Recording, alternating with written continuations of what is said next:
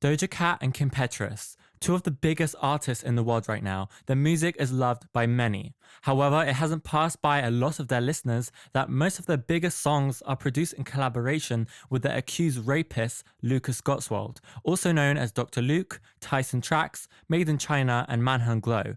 More on that later.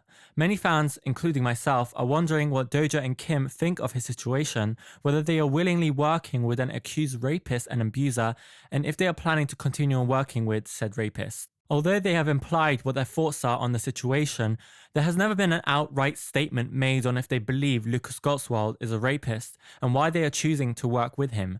It seems that Dr. Luke is slowly crawling his way back into the mainstream. Kesha, his accuser, has been, however, on a different kind of journey and has landed someone quite different. Just like her lawyer said in her original court trial, off the radio and stage and out of the spotlight, Kesha cannot sell merchandise, receive sponsorships, or get media attention. Her brand value has fallen, and unless the court issues this injunction, Kesha will suffer irreparable harm, plummeting her career past the point of no return.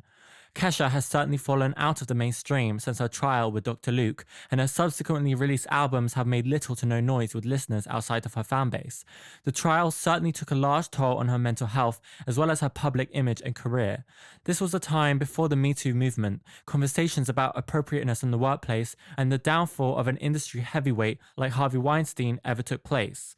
So it leads to questions about why these two great artists are choosing to work with an accused rapist who has largely been exonerated in his industry, and if they will ever speak about their relationship with Dr. Luke. Like all cases of this nature, there is more behind the scenes than appears at the surface. Out of the two, Kim has been more vocal than Doja in expressing her thoughts on Dr. Luke. She first spoke of him in a February 2018 interview for Interview magazine, back when she was first starting to gain prominence of her two breakout singles, I Don't Want It All and Heart to Break, and her name wasn't as closely associated with his as it is now. In response to a question about her fans' skepticism on her choice to work with Dr. Luke, she replied, "My response is that, as I know him, he's been really great and supportive to me, and I've been learning a lot from him. He's been a really nice person, and I wasn't there when that whole thing with Kesha went down, but from my experience, he's a great guy, and I've been having a good time working with him." And when asked if she would continue working with him, she said, "I'm always working with other collaborators. I'm always working with whomever the hell I want to work with. But it's been really great working with him, and I've been really happy with how it all came out." Obviously, these very bold statements about an accused abuser ruffled some feathers with fans, and Kim didn't help when she went on to say in an interview with NME only a month later, "I would like my fans to know that I wouldn't work with somebody I believe to be an abuser of women. Definitely not." So when it was announced on 30th of May 2018 that Kim would be the opening act on Troye Sivan's upcoming Bloom tour, people were pretty angry. How? How is Troye Sivan bringing Kim Petras with him on tour? You know, the gal who sides with Dr. Luke, the guy who made Kesha's life hell? I'm so disappointed. So I've just read an entire article about Kim Petras and the thing with Dr. Luke, and it's just so uncomfortable knowing that Troye will be opening his tour with a rape apologist. I'm not being dramatic or something, but this is very uncomfortable. Us fans, and especially the fans that will watch the Bloom tour, deserve someone better than Kim Petras.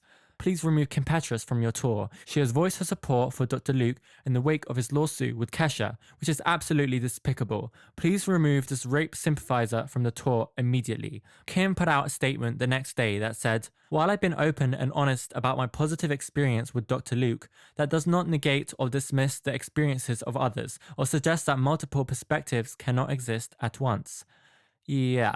From that point on, even though she had been very open about her relationship with Dr. Luke early in her career, she started to distance herself from the topic and avoid it whenever it was brought up in interviews. In a June 29 interview with Genius, a year later after the Troye Sivan fiasco, she was asked about Dr. Luke twice and curved the subject both times. She repeated her apology in her interview and said the whole conflict was about a lawsuit that I don't want to talk about that I had nothing to do with. Yes, he signed me as like that, she offered when asked why she hadn't considered parting ways with him.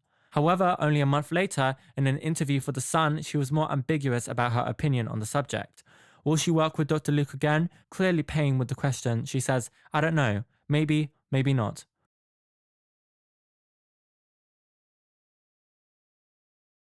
I did get questions about Dr. Luke, and I didn't really want to get into that, but I did as a fan myself. Yeah. Wanted to ask you, because I feel like out of all the like guys and gals that have worked with him, for whatever reason, you seem to get the most, I feel the most backlash. Like, is that even on your radar? Or how do you react to that when it comes? Because I feel like it comes anytime you put something out.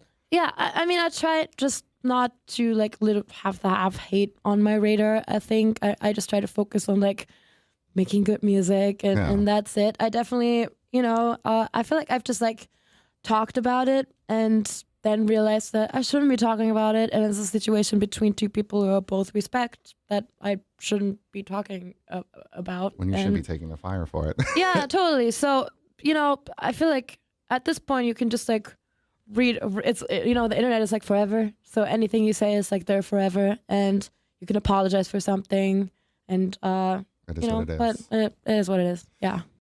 Doja Cat, on the other hand, has spoke much less than Kim about how she feels on Dr.Luke.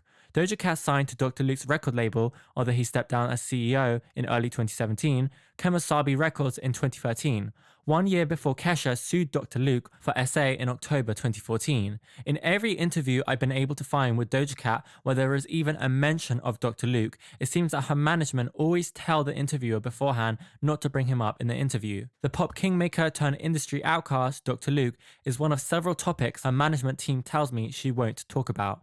However, the only other time that Doja has associated herself with Dr.Luke was when she was showing that she didn't want to work with him, even if only in implication. When Say So first reached the Billboard Top 20 in March 2020, there was a viral tweet that reacted negatively to the fact that the song was produced by Dr.Luke. Doja then went on to like tweets that explain that she is contractually obliged to work with Luke because she signed to his label almost a decade ago. She also tweeted this one day later, most likely implying that she is thanking the fans for speaking the truth that she was forced to work with Dr. Luke, perhaps when she wasn't allowed to talk about it. I hope the day where Doja Cat and Kim Petras can talk openly about their thoughts on Dr. Luke and why they carry on to work with him will come soon, because it seems that their relationship with Dr. Luke often gets in the way of the progress of their careers, like when it was suggested that Doja didn't win any Grammys because of the Dr. Luke credits on her work, and the fact that Dr. Luke's name is brought up nearly every time that Kim Petras is talked about. In a way, Kim has been harmed by her association with Dr. Luke a lot more than Doja has, because one, her fans are a lot more Stan-like and pure pop focused, where in the Stan world, people actually care about who an artist works with, whereas Doja has a lot more mainstream listeners who probably don't even know who Dr. Luke is. As well as that, as a prominent LGBT figure in the media, Kim is often held to a much higher moral standard in comparison to a non-LGBT figure, and therefore I think her association with Dr. Luke has harmed her a lot more than Doja Cat, because people see Kim as someone who is supposed to be highly ethical because of her trans identity, and not someone that's willingly working with abusers. It seems that Dr. Luke, at least for now, is here to stay, and as well as working with Doja and Kim, he has also been working with many other artists such as Saweetie and Juice WRLD. In the words of one music industry executive, time is the great healer, and he's been all but exonerated as far as I can see. As an industry, we've forgiven far worse. I hope that Doja Cat and Kim Petras can speak soon about what their relationship with Dr. Luke entails, and hopefully part ways before he casts an even bigger shadow on their careers. How do you feel about Doja and Kim working with Dr. Luke? Do you still listen to Dr. Luke's old work before his rape trial?